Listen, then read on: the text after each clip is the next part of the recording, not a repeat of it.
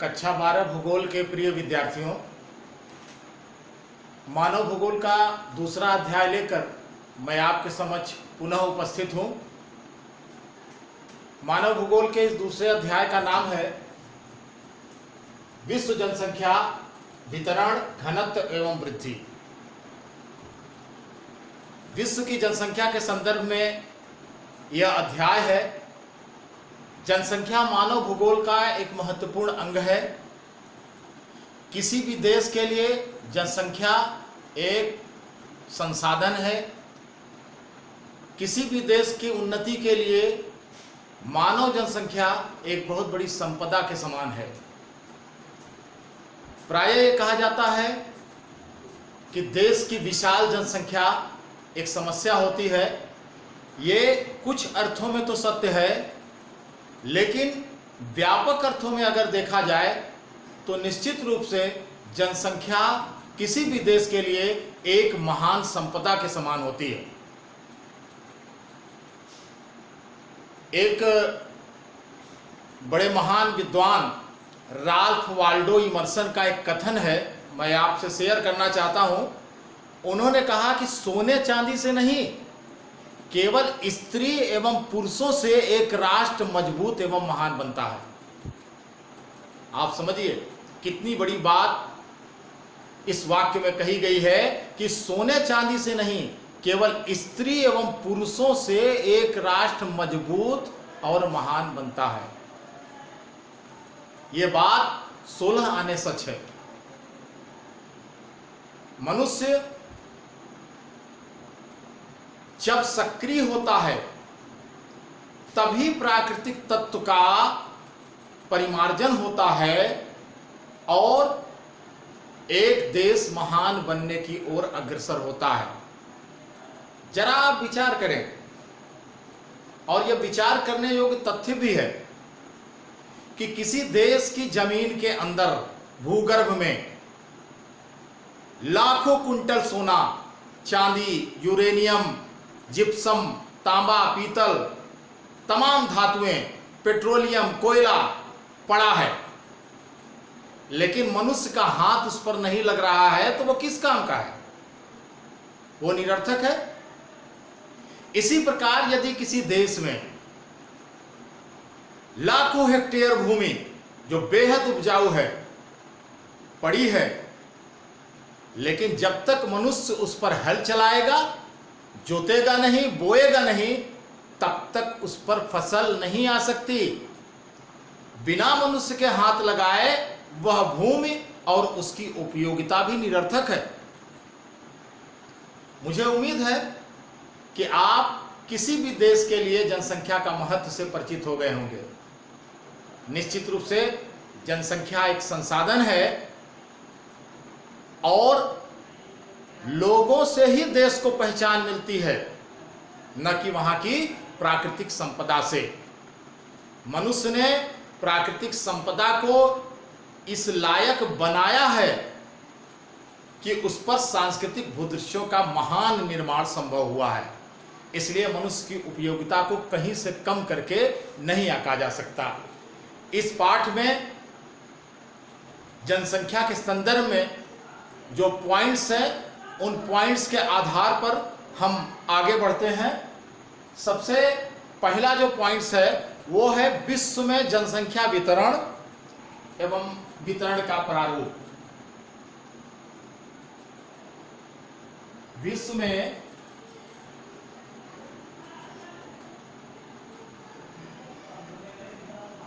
जनसंख्या का वितरण एवं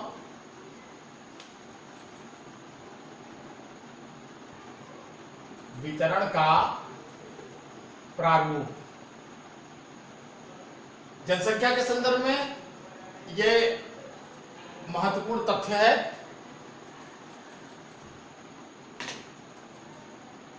वितरण का क्या अर्थ है, पहले हम इसे जान लें। भूपृष्ठ पर लोग किस प्रकार फैले हुए हैं, संपूर्ण पृथ्वी पर मनुष्य किस प्रकार फैले हुए हैं, किस प्रकार वितरित हैं, यही वितरण का अर्थ है, जनसंख्या के वितरण का। तो अगर हम इसके प्रारूप की बात करें तो प्रारूप यह है कि विश्व की जनसंख्या असमान रूप से वितरित है, यानी पृथ्वी के सभी स्थानों पर समान रूप से लोग नहीं रहते।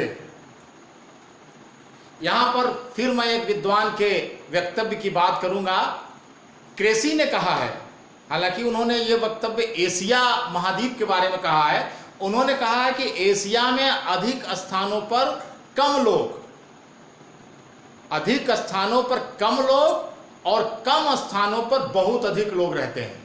उन्होंने ये वाक्य एशिया के बारे में कहा है, लेकिन अगर हम इसको व्यापक अर्थ में देखें तो यह चीज विश्व पर भी पूरी तरह यथावत लागू होती है, क्योंकि अगर हम मोटे तौर पर कहें तो विश्व की 90% जनसंख्या, 90% जनसंख्या केवल 10% भूभाग पर निवास करती है। यह कितना बड़ा असमान वितरण है आप समझ सकते हैं कि 90% जनसंख्या सिमटी हुई है पृथ्वी के सिर्फ 10% भाग में, और पृथ्वी के 90% भाग में विश्व की सिर्फ 10% जनसंख्या निवास करती है। इसीलिए हम कहते हैं कि जनसंख्या के वितरण का जो प्रारूप है वो ये है कि जनसंख्या का वितरण पूरी तरह असमान है। अब हम बात करें उन क्षेत्रों की जहां सर्वाधिक जनसंख्या निवास करती है, या फिर उन क्षेत्रों की जहां सबसे न्यूनतम जनसंख्या निवास करती है। तो मैं आपको बताना चाहता हूं, इस समय दुनिया में कुल 195 देश हैं। 195 देशों में से अकेले 10 देशों में ही विश्व की 60% जनसंख्या निवास करती है। 195 देशों में से सिर्फ 10 देशों में ही 60% जनसंख्या निवास करती है। अब आप सोचिए कि इतनी बड़ी जनसंख्या का भाग सिर्फ 10 देशों में निवास करता है। और एक और बात, इन 10 देशों में से 6 एशिया के हैं। आप महाद्वीपों को तो पढ़े ही हैं। एशिया विश्व का सबसे बड़ा महाद्वीप है, जाहिर है यहां सबसे ज्यादा लोग भी रहते हैं। चीन और भारत की स्थिति को आप अच्छी तरह जान रहे हैं, तो आप समझ सकते हैं कि ये 6 देश कौन कौन होंगे। वर्तमान में एक आंकड़े के अनुसार हम लगभग बता रहे हैं, लगभग 8 अरब यानी 800 करोड़ लोग पूरे विश्व में निवास करते हैं। अब आप सोचिए, इन 800 करोड़ लोगों में से लगभग 800 करोड़ लोगों में से 130 करोड़ भारत में और 160 करोड़ लोग लगभग चीन में ही निवास करते हैं। यानी इसमें 300 करोड़ के लगभग जो है इन्हीं 2 देशों में मिलकर निवास करते हैं। तो आप जनसंख्या की सघनता का अनुमान आसानी से लगा सकते हैं। विश्व में सर्वाधिक जनसंख्या चीन में और उसके बाद भारत में निवास करती है। तीसरे स्थान पर संयुक्त राज्य अमेरिका आता है और फिर क्रमशः कई देश हैं। भारत चीन के अलावा इंडोनेशिया, पाकिस्तान, बांग्लादेश और ईरान में भी काफी जनसंख्या पाई जाती है। तो इस प्रकार हम देखते हैं कि जनसंख्या बहुत विशाल है, बहुत ज्यादा तादाद में लोग रहते हैं, लेकिन उनके रहने का वितरण असमान है। तो इस प्रकार विश्व की जनसंख्या के वितरण और उसके प्रारूप की अगर हम बात करें तो यही निष्कर्ष निकलता है कि विश्व की जनसंख्या का वितरण असमान है। अब हम आते हैं अगले पॉइंट पर, और यह अगला पॉइंट है जनसंख्या का घनत्व।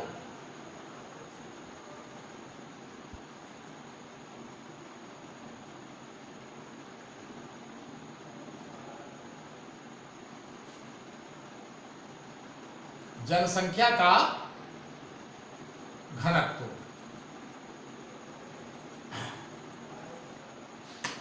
यह भी बड़ा एक महत्वपूर्ण पॉइंट है इस लेसन का। जनसंख्या का घनत्व क्या है? सामान्य और सीधे सीधे इसको इस तरह बताया जाता है कि प्रति वर्ग किलोमीटर में रहने वाली जनसंख्या को उस क्षेत्र विशेष का जनसंख्या घनत्व कहते हैं। नहीं समझे आप? मैं फिर से बताता हूं। किसी क्षेत्र में प्रति वर्ग किलोमीटर में जो जनसंख्या निवास करती है, उस जनसंख्या के निवास को जनसंख्या का घनत्व कहते हैं। अगर इसको किसी गणितीय फार्मूले से हल करने की जरूरत पड़े तो यह फार्मूला है जनसंख्या का घनत्व। मैं यहां बताता हूं आपको।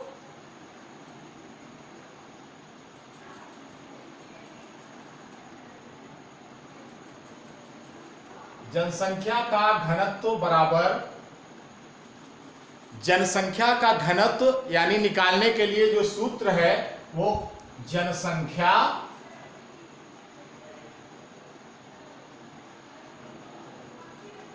बटे क्षेत्रफल।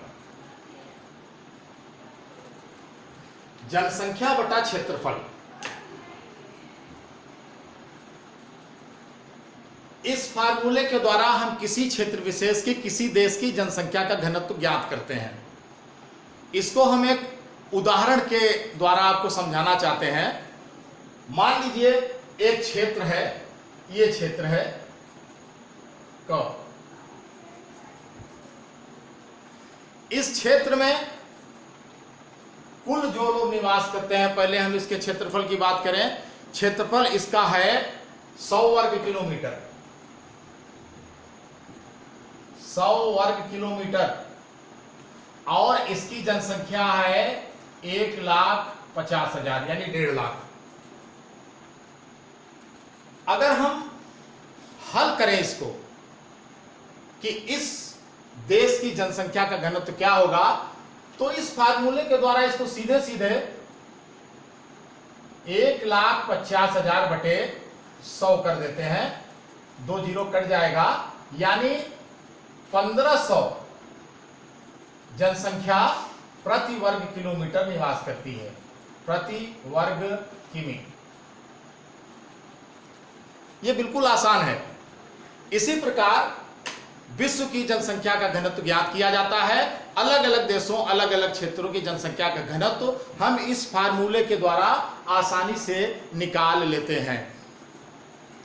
अब देखते हैं कि जनसंख्या के घनत्व का प्रारूप क्या है। तो हम पाते हैं कि जनसंख्या का घनत्व भी कुछ विशेष देशों में बहुत अधिक है और कुछ देशों में बहुत कम है।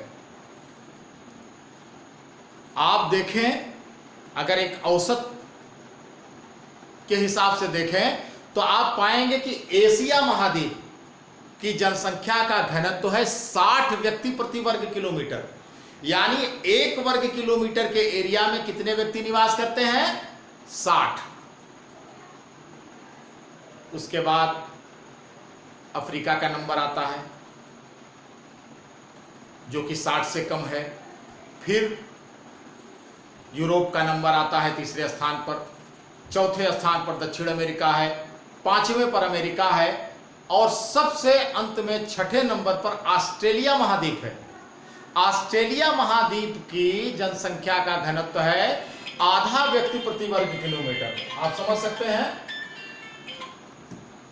आधा व्यक्ति 0.5 व्यक्ति प्रति वर्ग किलोमीटर। तो आप देखें, एक तरफ जहां एशिया में 60 व्यक्ति प्रति वर्ग किलोमीटर में निवास करते हैं, वहीं ऑस्ट्रेलिया में 0.5 यानी आधे व्यक्ति प्रति वर्ग किलोमीटर में निवास करते हैं। कितना बड़ा डिफरेंस आप पा रहे हैं जनसंख्या के घनत्व में। तो इस प्रकार हम ये कह सकते हैं कि जिस प्रकार विश्व की जनसंख्या के वितरण में असमानता है, उसी तरह विविध देशों, विविध महाद्वीपों में जनसंख्या के घनत्व में भी पर्याप्त असमानता पाई जाती है। इस प्रकार हम जनसंख्या के घनत्व को भी समझा दिया आपको। अब हम चलते हैं एक दूसरे महत्वपूर्ण पॉइंट पर, जो है जनसंख्या के वितरण को प्रभावित करने वाले कारक। जनसंख्या के वितरण को प्रभावित करने वाले कारक।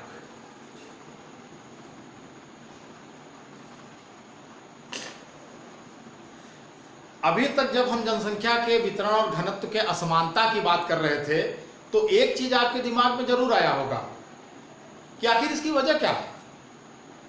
क्यों किस क्षेत्रों में जनसंख्या की बहुत बड़ी भीड़ है और कुछ क्षेत्रों में बहुत बहुत कम लोग निवास करते हैं।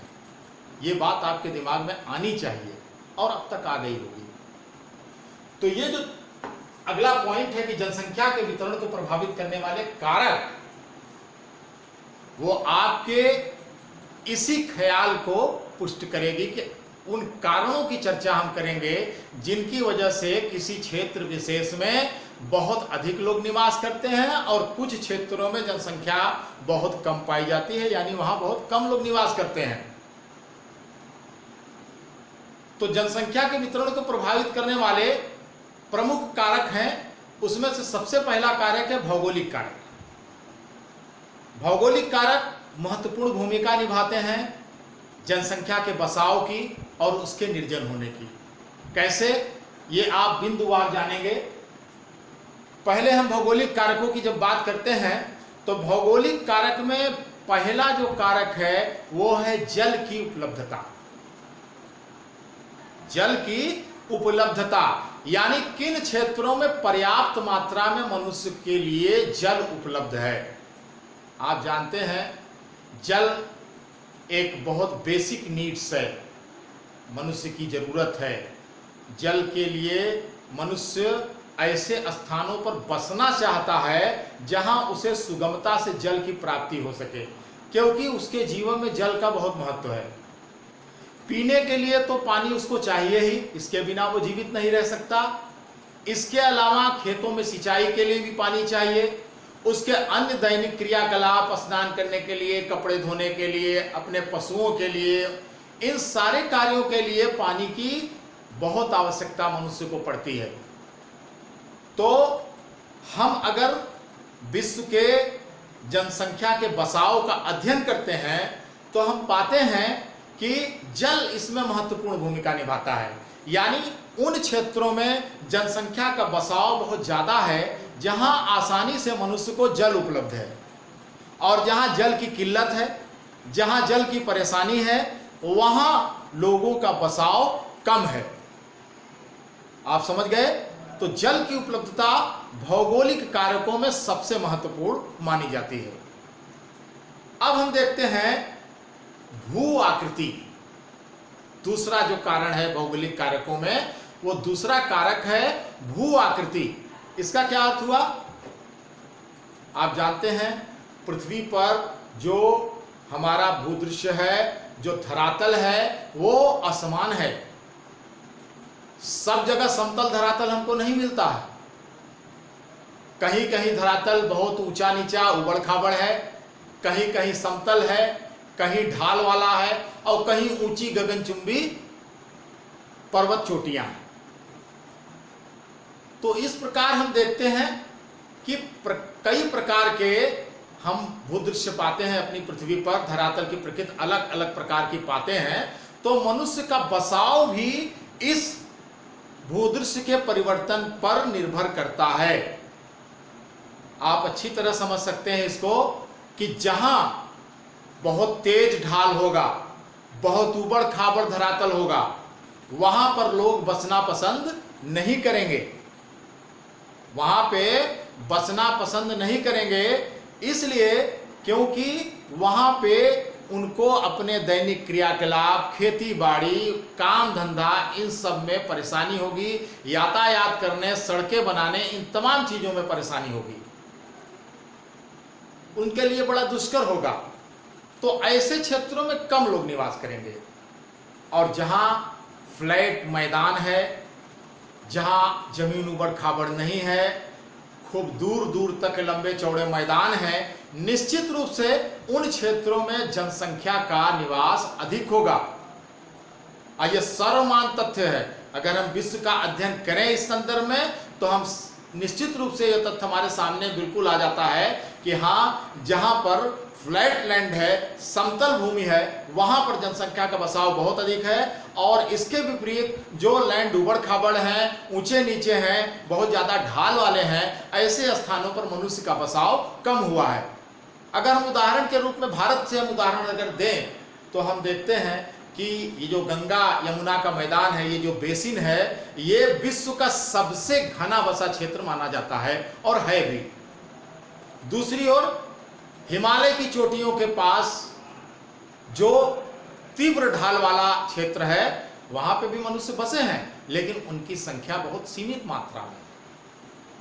तो इस प्रकार हम देखते हैं कि भू आकृति भी जनसंख्या के बसाव में महत्वपूर्ण भूमिका निभाती है। अब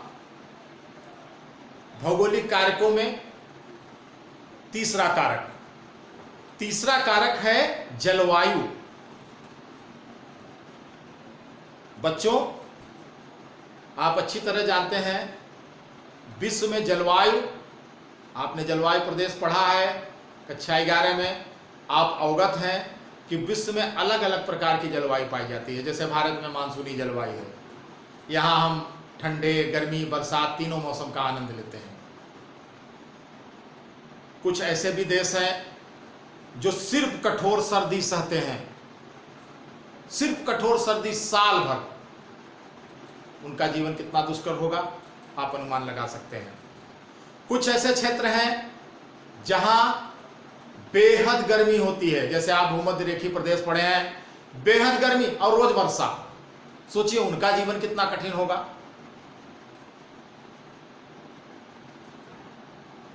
तो बेहद गर्म और बेहद ठंडे, आप स्वयं अनुमान लगाइए कि बेहद गर्म और बेहद ठंडे प्रदेशों में, क्षेत्रों में क्या जनसंख्या का बसाव अत्यधिक होगा? बिल्कुल नहीं होगा। वहां जनसंख्या का बसाव कम होगा। और जिन क्षेत्रों की जलवायु हमारे अनुकूल होगी, यानी मनुष्य के अनुकूल होगी, उसमें मनुष्य का जीना, कार्य करना आसान होगा, सुलभ होगा। ऐसे क्षेत्रों में निश्चित रूप से जनसंख्या का बसाव बहुत अधिक होगा। यही कारण है कि अच्छी जलवायु, सुगम जलवायु, अनुकूल जलवायु वाले क्षेत्रों में मानव का बसाव अधिक है और कठिन जलवायु वाले प्रदेशों में मानव का बसाव बहुत कम है। अगर हम विश्व के उदाहरणों के माध्यम से इसको समझना चाहें तो हम देखते हैं कि मानसूनी जलवायु वाले क्षेत्रों में मनुष्य का बसाव बहुत अधिक है, जबकि ध्रुवीय प्रदेश और गर्म मरुस्थल में और साथ ही साथ भूमध्य रेखीय प्रदेशों में जनसंख्या का बसाव कम है। तो इस प्रकार जलवायु भी महत्वपूर्ण भूमिका निभाती है मनुष्य के बसाव पर। और भौगोलिक कारकों में जो और एक महत्वपूर्ण कारक है वो है मिट्टियां या मृदाएं। मिट्टी एक बहुत बड़ा कारक है, क्योंकि आप जानते हैं विश्व की एक बड़ी जनसंख्या की आजीविका का मुख्य साधन क्या है? कृषि। कृषि विश्व की एक बहुत बड़ी जनसंख्या की आजीविका का मुख्य साधन है। अगर किसी क्षेत्र में मिट्टी अत्यधिक उपजाऊ होगी, यानी उपजाऊ मैदान बड़े बड़े पाए जाएंगे जिस क्षेत्र में, निश्चित रूप से वहां पे मानव का बसाव अत्यधिक होगा, क्योंकि उस उपजाऊ मिट्टी में कृषि कार्य करना उनके लिए बेहद आसान होगा। दूसरी ओर जहां की मिट्टी अच्छी नहीं है, बेकार है, ऐसे क्षेत्रों में, ऐसे देशों में जहां कृषि कार्य बेहद कठिन है, मिट्टी के अनुपजाऊपन के कारण, वहां पे लोगों का बसाव निश्चित रूप से कम होगा। जैसे उपजाऊ दोमट मिट्टी जहां पाई जाती है, जिन क्षेत्रों में पाई जाती है, जैसे गंगा बेसिन, हमारा गंगा यमुना का मैदान, इन क्षेत्रों, इस उपजाऊ मैदान में जनसंख्या का बसाव बहुत ज़्यादा है, बहुत घना है। जबकि ऐसे क्षेत्रों में जहां मिट्टी बहुत खराब है, लाल मिट्टी है, लेटराइट मिट्टी है, या रेतीली मिट्टी है, मरुस्थली मिट्टी है, वहां पर उत्पादन कम होता है। तो जब उत्पादन कम होता है तो वहां पर आजीविका का साधन भी कठिन है, इसलिए मनुष्य का बसाव ऐसे क्षेत्रों में कम ही होता है। तो हम देखते हैं कि मिट्टियां भी जनसंख्या के बसाव में महत्वपूर्ण भूमिका निभाती हैं। अब हम, ये तो भौगोलिक कारक हो गए। अब दूसरे जो कारक हैं उनमें से दूसरा महत्वपूर्ण कारक है आर्थिक कारक। सिर्फ भौगोलिक कारक ही जनसंख्या के बसाव का निर्धारण नहीं करते, कुछ आर्थिक कारक हैं जिनसे प्रभावित होकर मनुष्य कहीं बसना चाहता है या कहीं नहीं बसना चाहता। तो इन आर्थिक तत्वों की बात करें तो पहला जो तत्व है वो है खनिज, मिनरल्स। जिन देशों में अच्छे संसाधन पाए जाते हैं, खनिज पदार्थ पाए जाते हैं, वहां लोगों को अच्छे रोजगार के अवसर प्राप्त होते हैं। खनन कार्य में लगे श्रमिक, खनन कार्य में लगे हुए तमाम ऑफिसर्स, खनन कार्य में लगी हुई कंपनियों के जो मुलाजिम हैं, ये लोग उन क्षेत्रों में बसना चाहते हैं जहां उनका कार्यस्थल है, जहां से खनिजों का खनन होता है। तो ऐसे स्थानों पर जनसंख्या का बसाव अधिक हो जाता है। तो इस प्रकार हम देखते हैं एक संसाधन के रूप में खनिज महत्वपूर्ण भूमिका निभाता है। दूसरा है नगरीकरण। आप सभी लोग जानते हैं ग्रामीण और नगरी, ये दो तरह की मानव बसाव पूरी दुनिया में पाए जाते हैं। नगर अपेक्षाकृत थोड़ा आधुनिक है, थोड़ा क्या बहुत आधुनिक है। उनमें तमाम तरह की सुविधाएं हैं, शिक्षा की, चिकित्सा की, नौकरियों की। तो ज़्यादातर लोग नगरों की तरफ आकर्षित होते हैं विभिन्न कारणों से, इसलिए गांव से लोगों का प्रवास होता है नगरों की तरफ। तो गांव में, ग्रामीण क्षेत्रों में जनसंख्या कम हो जाती है, लेकिन नगरीय क्षेत्रों में जनसंख्या बढ़ जाती है। तो नगरीकरण भी जनसंख्या के अत्यधिक बसाव का एक महत्वपूर्ण कारक है। और अब एक तीसरा महत्वपूर्ण आर्थिक कारक जिसको हम कहते हैं औद्योगिकरण, यानी उद्योग धंधों की स्थापना। तमाम ऐसे बड़े बड़े शहर और नगर हैं जहां तमाम तरह के कल कारखाने हैं जो विविध प्रकार की वस्तुओं का निर्माण करते हैं। खनिजों और कच्चे पदार्थों के साथ वो बड़े बड़े कल कारखानों में ले जाकर के वहाँ पे तमाम तरह की वस्तुएं उत्पादित करते हैं। तो ऐसी औद्योगिक इकाइयों में कार्य करने के लिए, रोजगार पाने के लिए भी बड़ी मात्रा में लोग वहाँ बस जाते हैं। यानी औद्योगिकरण भी आर्थिक कारणों में से एक है जो कि जनसंख्या के वितरण को मुख्य रूप से प्रभावित करता है। और अब कुछ तीसरे कारण भी हैं जिन्हें हम सामाजिक एवं सांस्कृतिक कारक कहते हैं। इसको भी आप जान लें, सामाजिक एवं सांस्कृतिक कारक क्या है। सामाजिक और सांस्कृतिक कारक, समाज कभी कभी कुछ लोगों के लिए कठिनाइयां पैदा करता है। कुछ लोग समाज में ऊंच नीच के व्यवहार के कारण परेशान होकर के किसी क्षेत्र को छोड़ देते हैं और अन्यत्र जाकर के निवास करने लगते हैं। कभी कभी ऐसा भी होता है कि इसके पीछे भाषा और रीति रिवाज भी शामिल होते हैं। लोग अपने जैसे रीति रिवाज, अपने जैसे भाषाई लोगों के साथ एक साथ रहना चाहते हैं। तो कभी कभी इन कारणों से भी जनसंख्या का प्रवास हो जाता है, वो दूसरे स्थान पर बस जाते हैं, तो वहाँ की जनसंख्या बढ़ जाती है। यानी जनसंख्या के एक कारण में ये सामाजिक कारण भी शामिल है। साथ ही साथ कभी कभी राजनीतिक कारण भी इसमें महत्वपूर्ण भूमिका निभाते हैं। किसी देश में, किसी राज्य में लगातार युद्ध की, लड़ाई की, आतंकवाद की समस्या पैदा होती है, तो वहाँ के लोग भी त्रस्त होकर के अपने मूल स्थान को छोड़ देते हैं। उदाहरण के लिए आप सीरिया को देख लें, लगातार कई सालों से आतंकवाद झेल रहा है। इसकी वजह से वहाँ के बहुत सारे नागरिक भाग भाग कर इटली और अन्य यूरोपीय देशों में और अमेरिका में जाने की कोशिश में लगे हुए हैं, अपना देश छोड़ रहे हैं। तो यह भी एक महत्वपूर्ण कारक है। साथ ही साथ अगर हम सांस्कृतिक कारकों की बात करें तो सांस्कृतिक कारकों में मुख्य रूप से धार्मिक आपने देखा होगा कि धार्मिक स्थानों पर थोड़ा लोगों का जमावड़ा ज़्यादा होता है।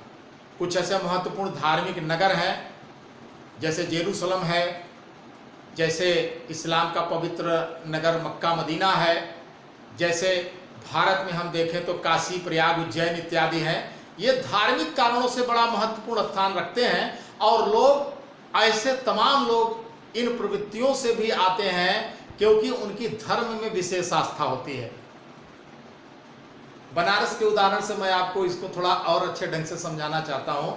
एक कथन है कि बनारस में मरने से मोक्ष प्राप्त हो जाता है, तो तमाम लोग मरने के लिए आ जाते हैं, इसलिए बसते हैं कि चलो मरेंगे तो सीधे स्वर्ग में जाएंगे।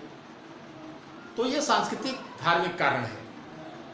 तो हम देखते हैं कि ऐसे तमाम कारक हैं, भौगोलिक, आर्थिक, सामाजिक, जो कि मानव बसाव में महत्वपूर्ण भूमिका निभाती है।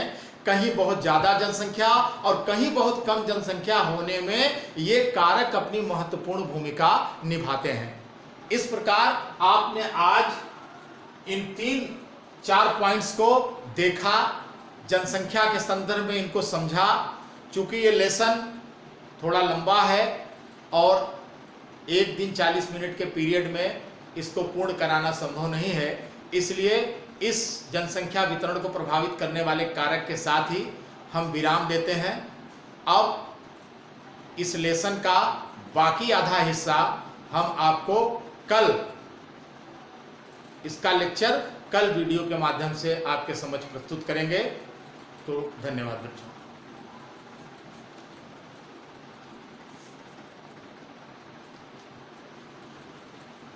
रानू रानू